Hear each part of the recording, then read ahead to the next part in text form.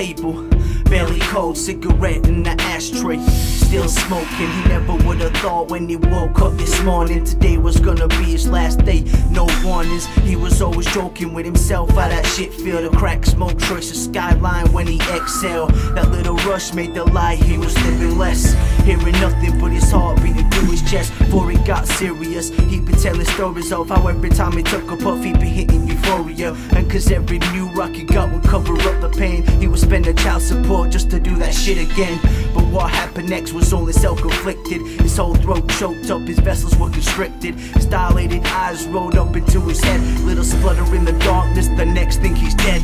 Don't try to trick fate, fate will control you. Think about the new you, forget about the old you. Time to make a change, don't do the same things you did in the past that had you going insane. Don't try to trick fate, fate will control you. Think about the new you, forget about the old you. Time to make a change, don't do the same things you did in the past that had you going insane. There once was this guy who thought he was invincible. He thought he could control his life and skip the bull. He'd wake up, roll the blunt and smoke it up. Before he even had his breakfast, he had just woken up.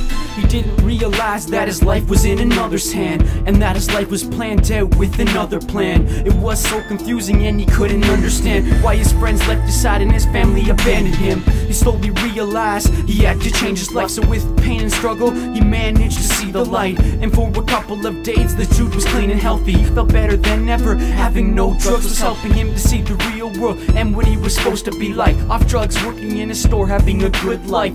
But then fate snuck up behind him and snatched him right back. He chose his life at an early age and couldn't backtrack. 2 months after being clean, this came true. He was back to the weed, crack, pills, and the shrooms. A year later and it all came crashing down. An ambulance pulled up to his house to find him on the ground. He overdosed on Tylenol, was rushed to the hospital, but it was too late, we thought it was impossible.